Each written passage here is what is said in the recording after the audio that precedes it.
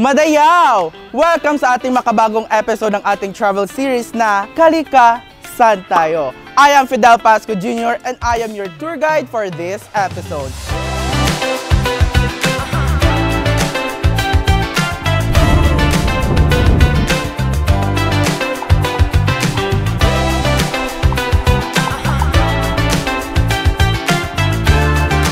Siya nga pala, maraming salamat sa pagsama sa amin mula Bohol, Dinagat Island at Eastern Samar. Ngayon naman, dadayo tayo mula sa napakagandang lungsod ng Davao City.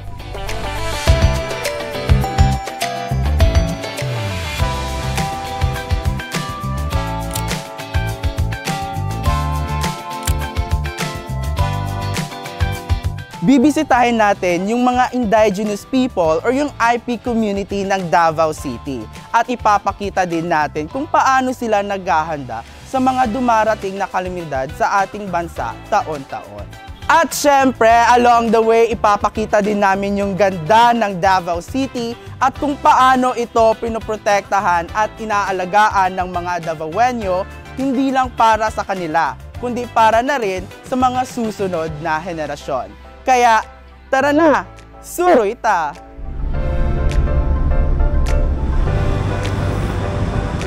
So mga ka-Gen Z, kung pupunta kayo ng Davao, must try ang mga prutas dito. Kagaya ng king of fruits, ang durian! Kuya, pabili naman po ng durian, yung puyat po na varieties. Ito po ba? Wow! This is the mighty durian.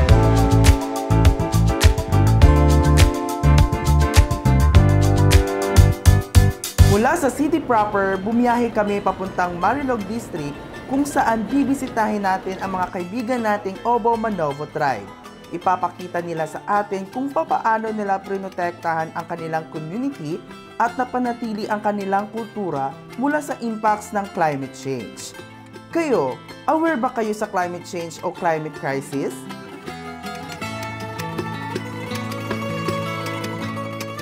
We are here at Marilog District, the summer capital of Davao City. So here, you can relax and unwind with these beautiful sceneries, then bask the lush and green landscapes of this place away from the polluted and crowded city. Kaya tara, samahan niyo ako.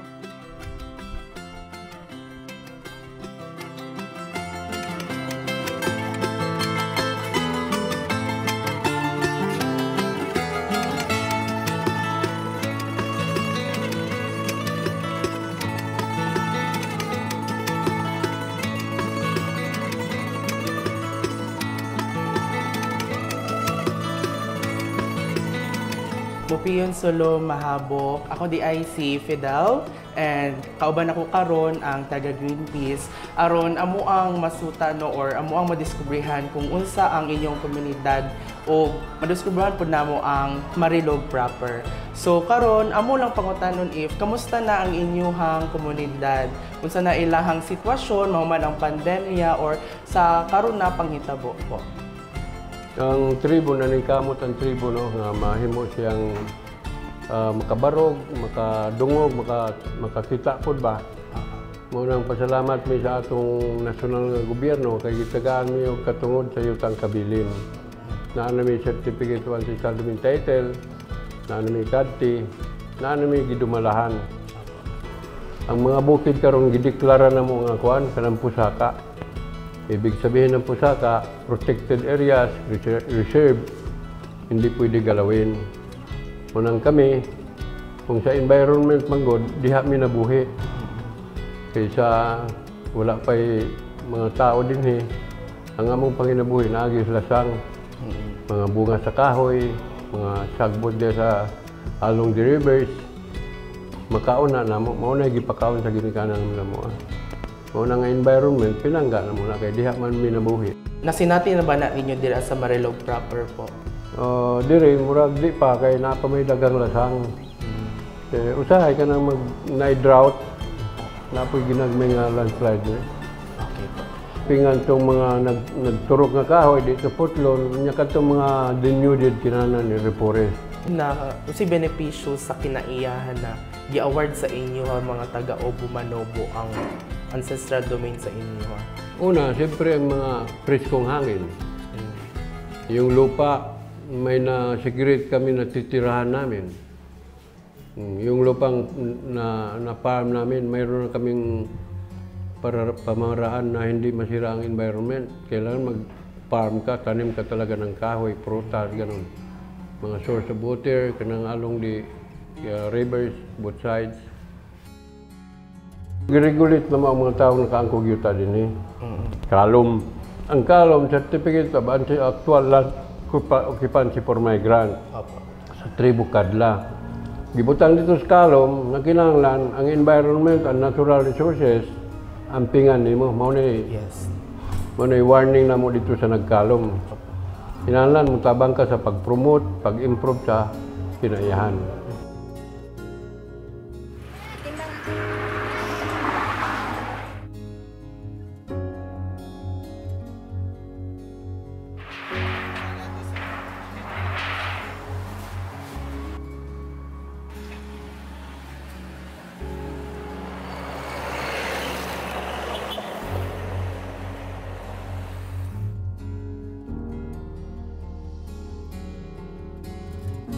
So sa inyong farming yan, napod ba mo yung gina-appeal ba ninyong mga bata sa pag-farming or ginatudan ninyo? Kamo yung ginakuan siya, ang mga bata kasi siyempre diya may nagikan, so diya pa may nabuhi. So dili na mo na pwede walaon sa ilaha. Appeal gina sa among kuan sa ilaha ang farming kay siyempre kung walay farm so dili man jud ta mabuhi. Diya man nato ginakuha atong mga pagkaon.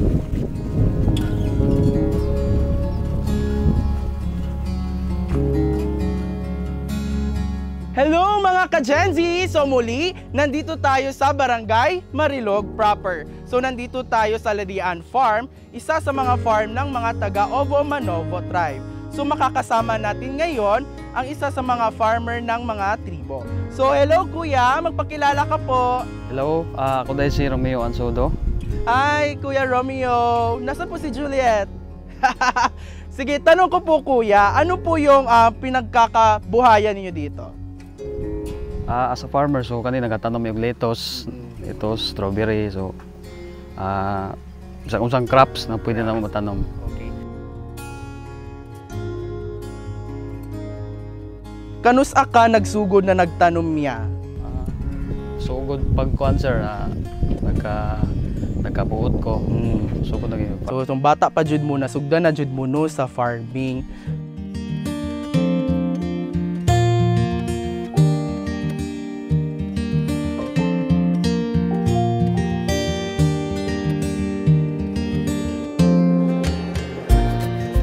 So, pwede ba nimo ingon niya or i-share sa amua kung unsa ang benefit sa pag-organic farming compare sa mga synthetic farming niya?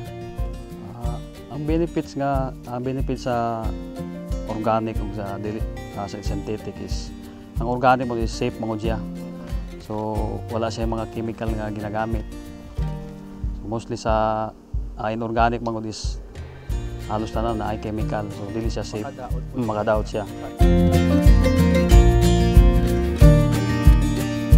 Mula Marilog District, dadayo din tayo sa Baguio District kung saan makikita natin yung mga Philippine Eagle at ang future water sources ng Davao City.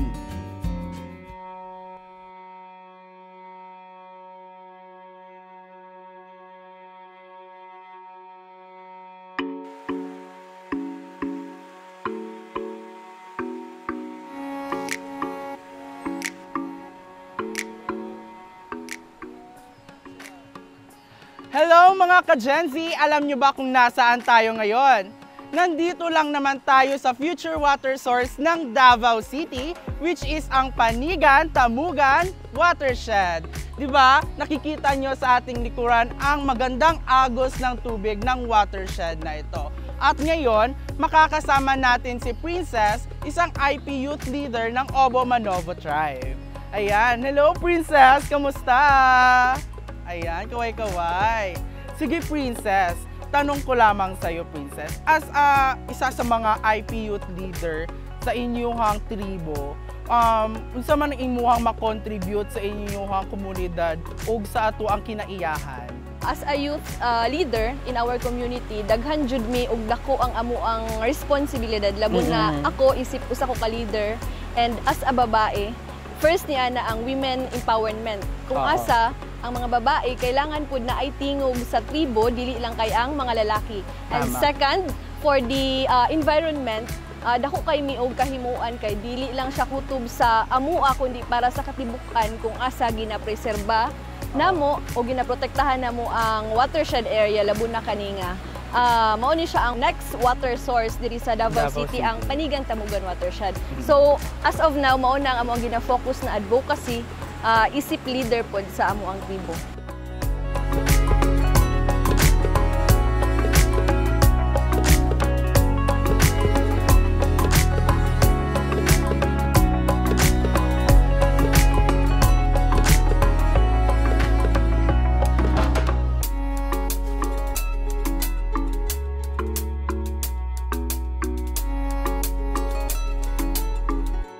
So ngayon mga ka-Gen Z, nandito na ako sa Sitio Panigan, Barangay Tawan-Tawan, Baguio District. So makakapanayam natin ang isa sa mga volunteer ng Bantay Bukid na si Kuya Roy. Hello! Say hi Kuya Roy. Sige Kuya Roy, pwede mo bang i-explain kung unsa ning naa sa to ang likod? O nakadungog po kog mga agos sa tubig, unsa man na siya ya? Ang kining yung makita karon diri no sa likod namo, mo ni ang Mount Tipulog, mo ni ang Mount Tipulog. usa sa giprotektahan namo diri sa mga Bantay Bukid.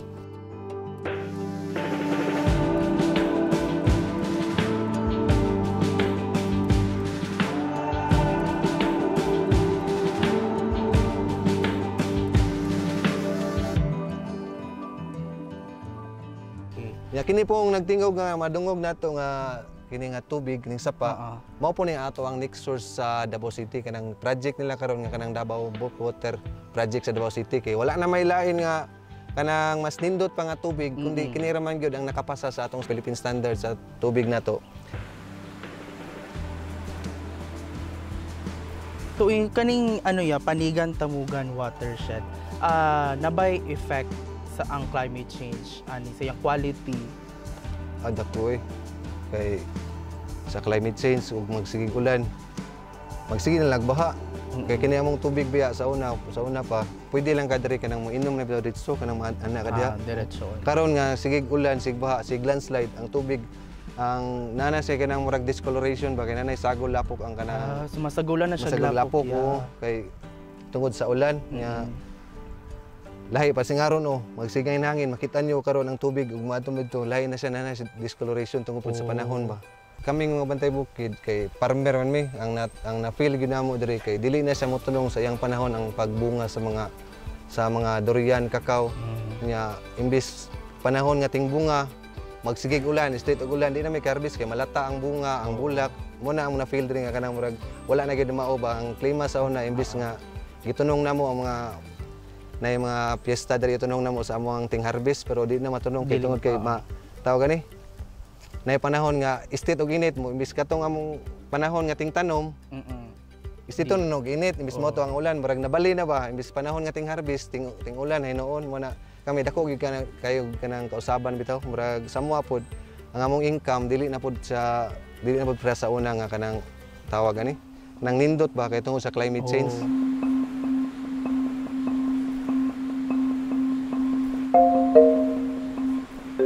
So dako kaayo ang ang importansya sa usa ka tribuhano na mag-contribute sa ilahang komunidad, especially sa kinaiyahan. So pwede ba ka makahatag og mga imuhang advocacy or usay mga ginabuhat nimo sa inyong komunidad para mapreserba tong kinaiyahan o aktibo ang pagpartisipar sa mga tao sa inyong komunidad? So sa amo diri sa Panigan Tamugan Watershed na area kundi lakip na pud didto sa Marilog area and as a whole diri sa Ubu Manuvo ICC's IPs kung asa every sitio and every barangay nagapahigayon jud mi og IEC kung asa ginatun-an, gina-introduce namo sa mga labo na sa kabatan-unan kung unsa ang kaimportante kining kinaiyahan, kining tubig nga naa sa amua, ug labaw na nga kining kinaiyahan rooted kaayo mi ani isip tribo. Kay kung asa migikan diri ra pud sa kinaiyahan, ug kung asa na mo kwaon namong kailangan diri ra pud namo siya makita ug mao na mo ang tinuuhan. So Princess, sa usaping climate change, say hagit nimo sa mga kabatan-unan para sila mulihok sa pagtabang no na ma-mitigate nato or malabanan ang epekto sa climate change. So karon dako kaayo siyang hagit dili lang sa akwa or sa amoang tribo kundi sa kinatibuk-an jud siya ang climate change since nakita nato labunan ni ana ang kanang init kaayo tapos mukalit lang siyang ulan dako jud kaayo siyang hagit. So ang amoang ginabuhat isip tribo na aming mga ginabuhat na mga aktibidades dili lang ang tree planting activities kauban ang mga bantay bukid kundi apil na pud tong mamunit mi og sagbot weekly or monthly. Depende kung unsa nga mo ang schedule. Kung asa, bisag gamay lang amo ang ginabuhat or kanang simple lang pero dako siya og contribution para sa kinaiyahan na ma-preserba kini ug ma-protection. Ayan.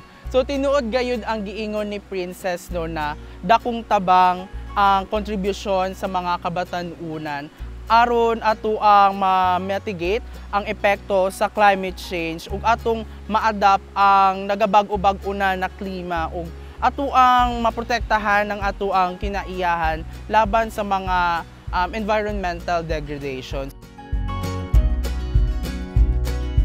So dako jud kay inyuhang ambag yan no, sa pag-maintain diri sa ato ang kinaiyahan ilabi na sa pagbantay sa next water source ng Davao City.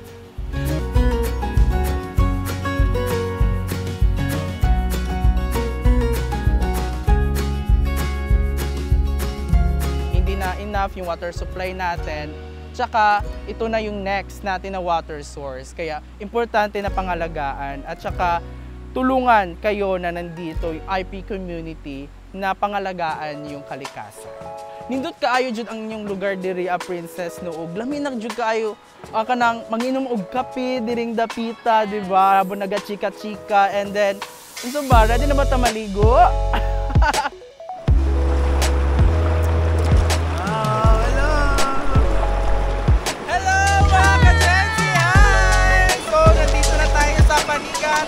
Watershed. Naka-ano po kami yan, mermaid mode. Naka-aerial po tayo today, ayan. So ngayon mga ka-Gency, nandito tayo sa sanctuary ng ating national bird, which is ang Philippine Eagle, na located dito sa Philippine Eagle Center, Barangay Malagos, Baguio District.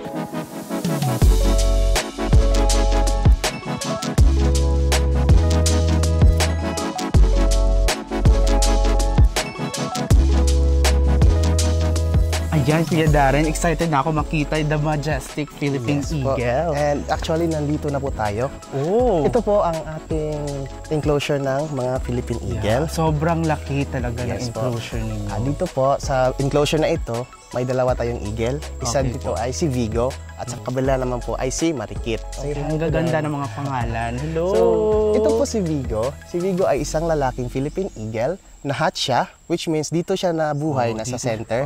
So si Vigo, nakita ko dito sa poster, from egg to bill. Ano yung ibig sabihin ng from egg to bill?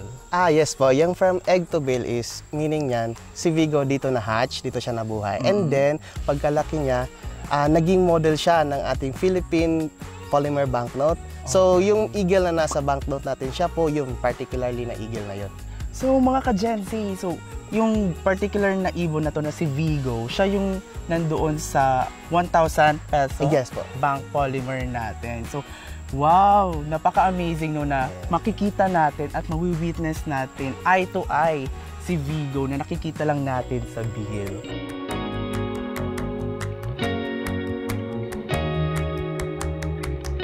So, hello mga ka-Genzy. So, nandito tayo sa tinatawag nilang Raptors Road. Ayan. So, nandito yung mga different species ng mga raptors. So, dito makikita natin yung si Sibol. Ayan. Sibol. Ayan. May makikita rin tayo dito na owls. Ayan. Medyo antukin pa po yung owl natin dyan.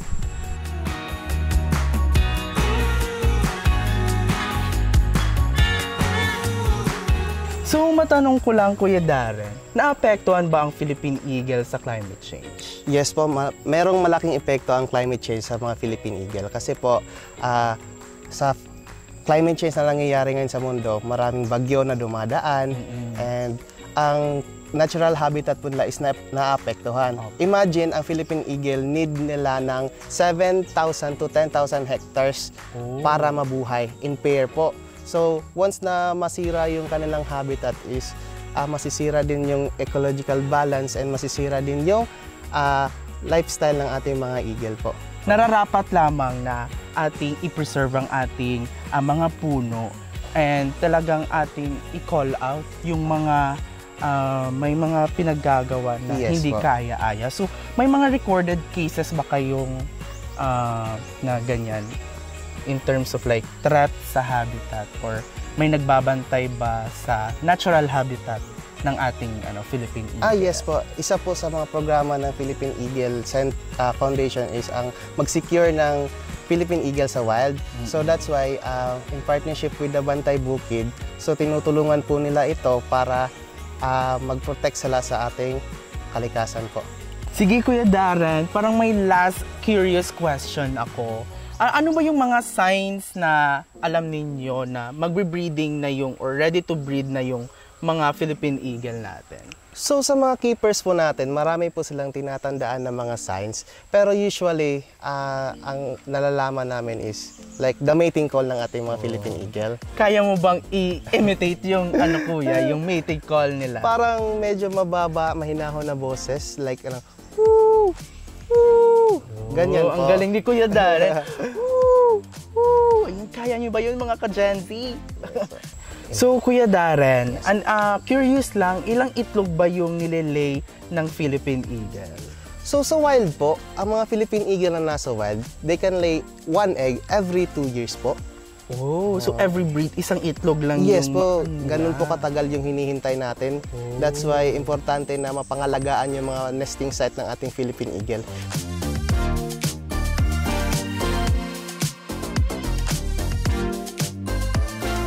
Alam niyo ba kung ano pa ang ganap dito sa Davao? We will witness the Policy Forum on Climate Justice organized by Greenpeace, House Committee on Climate Change at ng Climate Change Commission.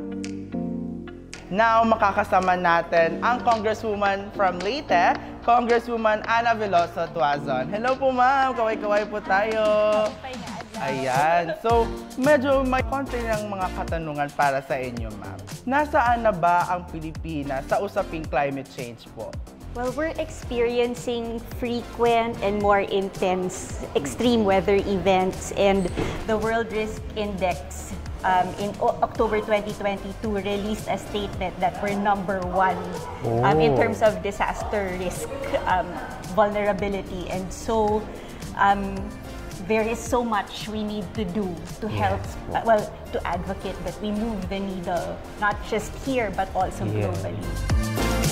It is everyone's responsibility to take care of our environment. So, as a congresswoman and in general a lawmaker, ma'am, or policy maker, what you can do to address climate crisis po, ma'am?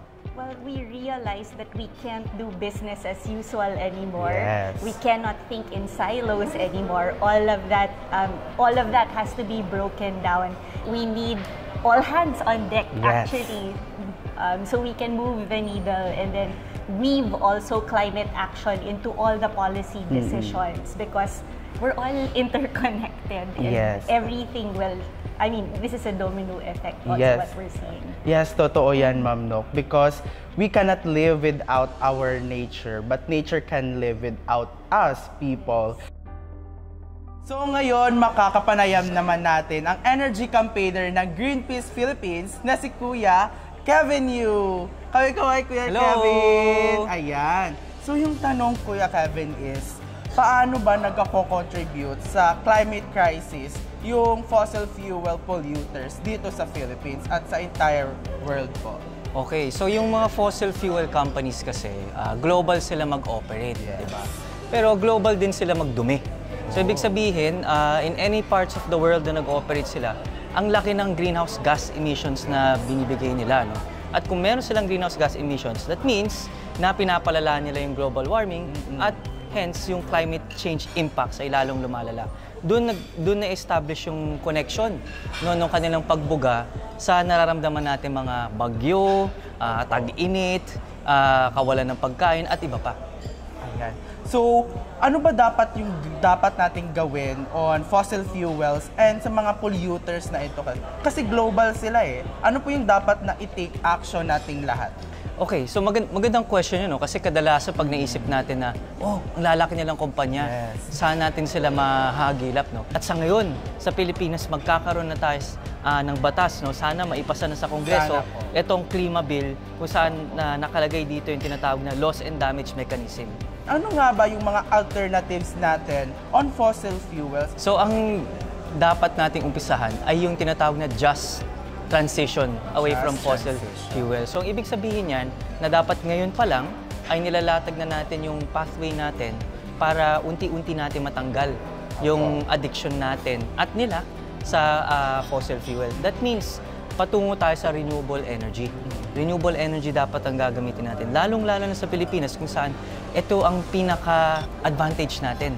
Kahit saan makikita mo siya, no? Pag umabot na tayo ng 2030, dapat 50% renewable energy tayo. How you can engage or encourage your fellow policymakers to do the same thing? Even amongst the committee sessions we've had, the committee meetings, we've tried to take a whole-of-nation approach, consider multi-sectoral ways of dealing with problems, particularly with respect to the polluters. This all has to do with systems transformation. And if the intensifying typhoons haven't jolted us out of complacency yet, then it becomes everybody's responsibility to bring our best to the table so that we can tackle things in a multidisciplinary way. Climate justice now!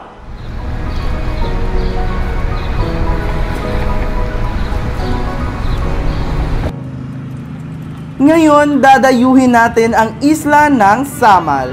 Ang Samal ay isa sa mga island na mayaman sa marine reserves, maraming protected areas, and now threatened to sea level rise and marine life destruction. From highlands to islands! Kaya ayun mga ka-Gen-Z, sumay trip tayo dito sa Island Garden City of Samal! Nandito tayo upang tuklasin ang mga pristine beaches at yung kanilang marine ecosystem. Kaya ano pang hinihintay ninyo? Tara, mag-enjoy na tayo!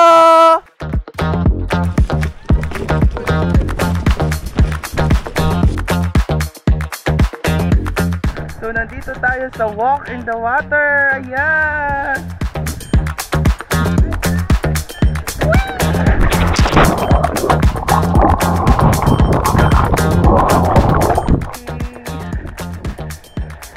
Sobrang saya. Sobrang saya niya mga ka-Gen-Z.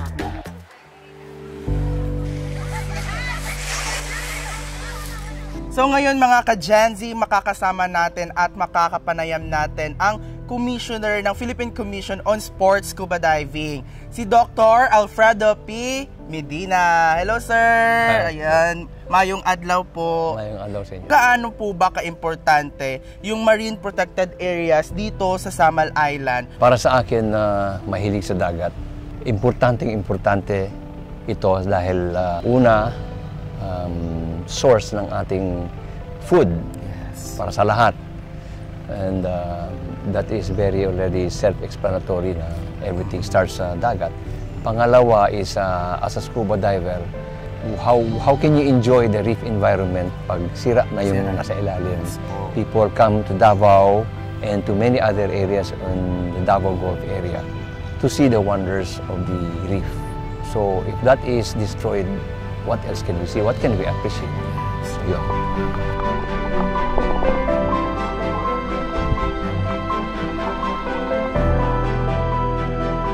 So do you think po ba sir na isa rin sa threat yung climate change dito sa marine protected areas natin po sir? Definitely, you can see, makita mo na ang effect ng climate change sa bleaching ng mga corals. And then, of course, what we can attest is marami ka nakikita ng mga different species of sea animals na hindi mo na makita because of these effects.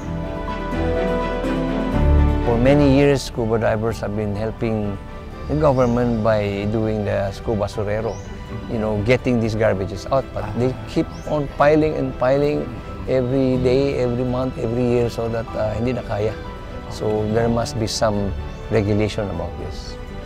So malaking importante din yung pagprotekta natin sa marine protected areas, and at the same time, kayong mga scuba divers, nakikita yung kaibahan ng ecosystem.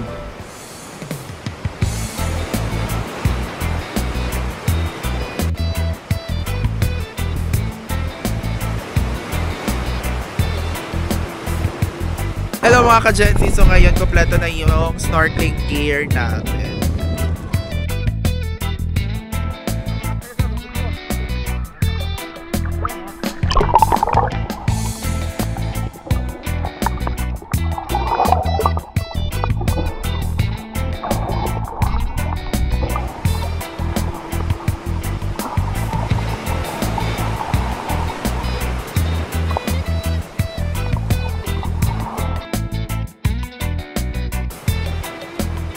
Wow naman kuya, sobrang ganda ng marine life dyan. Talaga namang buhay pa yung coral reef dito sa Samal Island dito. So ngayon mga ka-Gen Z, titikman na natin yung famous halo-halo nila dito. Ayan, mix muna.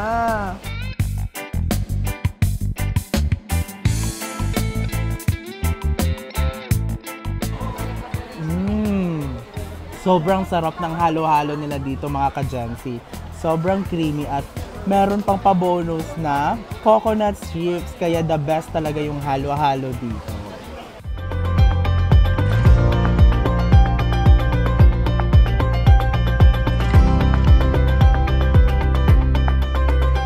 So hello mga ka-Gen Z, ngayon makakasama natin si Miss Carmela Santos, ang director ng Ecoteneo. Hello ma'am! Kaway-kaway po tayo.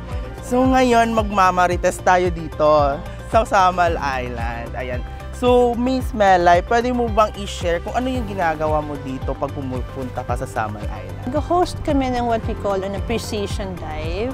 Basically, snorkeling siya. So, we'd like to share anong mga makita, anong masisira, ano yung halaga ng ating marine life, ng ating coral reefs, para mas malaman at mas marami sanang umaksyon. Sa inyo po, ano po yung importansya ng pagkakaroon ng marine reserves or ng marine protected areas dito sa Samal Island? Diba, we're moving out of the pandemic, diba? And ang priority natin sa pag-move out ng pandemic ay una, pagkain, pangalawa, ekonomiya. So, as food source, important ang mga coral reefs, especially marine protected areas, kasi dyan ang nursery, dyan ang spawning areas. Pangalawa, for the economy, ang Samal Island ay kilala for tourism. So, ang pinupuntahan sa Samal Island ay yung karagatan niya. So, kasama doon yung pag-secure ng local economy when we secure these important marine protected areas. The entire Samal Island is a protected area. No? So, na-topic mo yung climate change at Melay. So, tatanungin ko, ano nga ba yung mga present na threats dito sa Samal Island or yung sa mga marine protected areas? Close dun sa climate change yung disturbance na ginagawa natin, itong infrastructure development, build. This one affects mangrove areas, affects the marine protected areas. So yun, hindi siya masyadong na-highlight, pero isipin mo, kung yung mga bundok, sinusubukan natin protektahan, diba? The rainforest. Itong mga coral reefs, these are the rainforests of the sea. Tapos, tatakpan mo lang, or kung either hindi mo i-reclaim, matatabunan lang siya ng mga construction. 30, we have projections, 2030, 2050. May projections tayo ng sea level rise in the area. So talagang isa sa matatamaan is ang Samal Island? Or yes, both Davao and Samal Island. lahat ng nasa may coast. So, yun ang dapat paghandaan. Ako nga po, mas na-realize ko na talagang mas ma-appreciate mo siya if makikita mo talaga yung life below water. Especially dito sa Paradise Reef Kasi nga, napaka-rich pa nga siya and malapit siya. Madali lang siyang puntahan and accessible siya to everyone. No? Finally, mga ka-Gen Z, nag-enjoy ba kayo sa ating pamamasyal dito sa Davao? Kasi ako, sobra akong nasiyahan, nagandahan at marami ang aking natutunan na mga impormasyon dito sa ating pamamasyal dito sa Davao. Kanilang ipinakita yung kanilang pamumuhay bilang tribo at yung importansya ng partisipasyon ng mga kabataang IP sa kanilang komunidad upang mapanatili ang kanilang kultura at mapangalagaan ang kalikasan. At pumunta din tayo sa Baguio District na kung saan binisita nga natin yung sanktuaryo ng ating national bird, Philippine Eagle. At saka doon marami tayong natuklasan ng mga impormasyon hinggil sa ating Philippine Eagle. And doon na nga nakita natin yung future water sources ng Davao City. And syempre, nag-side trip tayo sa Island Garden City of Samal. At doon na nga natin nakita ang magandang tanawin ng marine ecosystem ng Samal Island. Kaya napaka-importante na maprotektahan yung ating marine protected areas kasi nga magdudulot ito ng food security issues sa mga komunidad na apekto at marami pang ibang mga issues na mag-a-arise if hindi natin ito poprotektahan. Paano yan mga ka-Gen Z? At dito na nagtatapos ang isa na namang edisyon ng Kalika, Saan Tayo? This has been your host, Fidel Pasco Jr., ang inyong Mimang Marites. Saan kaya tayo next time? Kita-kits! Bye!